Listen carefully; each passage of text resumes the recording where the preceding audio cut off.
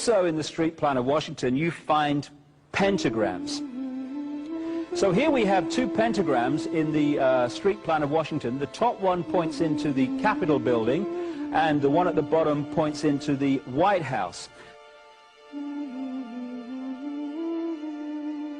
This is a political building, so we're told. In fact, it's a temple to a secret society, built by the Freemasons to a specific design, Congress, the Congress building.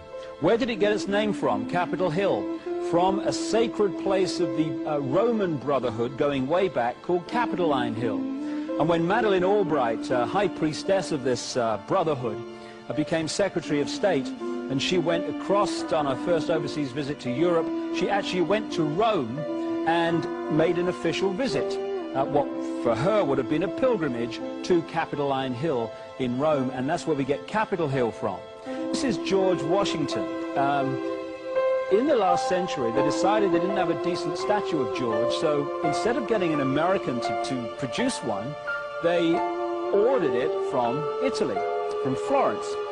And when it arrived on the dockside, people were staggered, because here was George, the first president of the United States, depicted naked from the waist up with this cloth over his Bill Clinton's, and then pointing up one arm, pointing down the other. What's going on? Unless you realize where these people are coming from, it's inexplicable. Well, if you just hold that in your mind, arm up, arm down, naked from the waist up, and then Bill Clinton's covered in a piece of cloth, well, this is where it's coming from. This is the ancient depiction of the compilation of the negative force symbol that the Templars worshipped, or the high-level Templars worshipped anyway, called Baphomet. And this is why that they depicted George Washington in that way.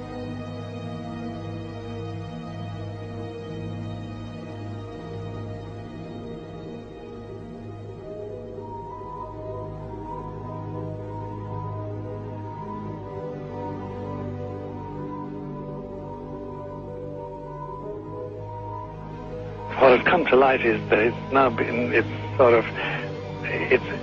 is not so surprising for a lot of people that there are covens amongst the very educated class, architects, doctors, lawyers, priests, brokers, and the leisure class. These are people who have made pacts with the devil. That's right. It's really the best, the more accurate way of describing would be that they have indulged themselves in the worship of the goat, of the prince, of the serpent, of Satan, of Lucifer, and they lead perfectly normal lives. They're jewel merchants. They travel. They're prominent in their own way, but they do have this indulgence. Father, here's a part of that I can never understand. That has never made sense to me, and that is, if somebody were to make a pact with the devil, then obviously the implication is if the devil is there to make a pact with them, to make a deal, to make their life, their short mortal life on earth, pleasurable, with money or women or travel, or more interesting, whatever it is they want.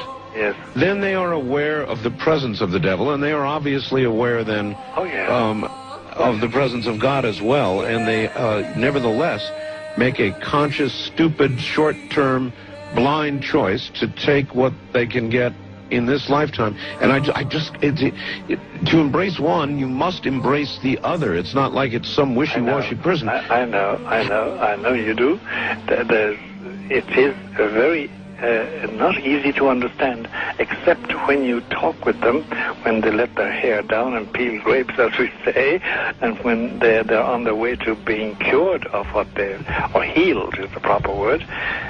You find that there's an exhilaration and a satisfaction which is both sensual and sexual and mental when they really indulge in Luciferian worship. There is a peculiar exhilaration. Like a drug, then? Yes, it's a peculiar exhilaration. And of course, the godly instincts in us all, the angelic in us all, because we all have something angelic and something godly, besides everything else, a lot of other negative things, that is quenched. And you find in them a horror of anything, what we call sacred and holy, or sacrosanct, or the idea of the idea of the sacred, of the awesome.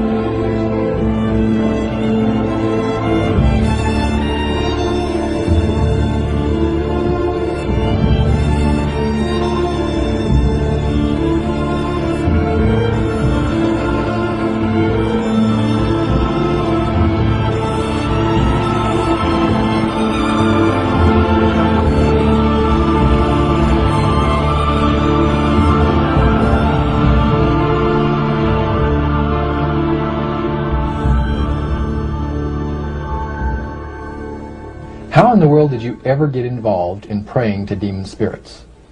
A fellow that had been on a particular ship with me, he told me, "Hey, I got something fantastic to tell you."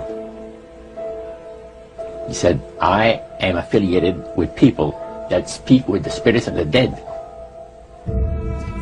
How would you like to talk to the spirit of your dead mother?" And I was shocked. I was shocked. He said, "You wouldn't be afraid of talking to the spirit of your dead mother, would you?" Well, I said, "I'll tell you what, I would have to give that some thought, because it's something I never thought about before in my life." Most of us probably haven't. A little afraid of something like that. Well, he says, you know, it's written all over your face. You're afraid of going to a seance. But he says, "I know you. He says, you're going to come."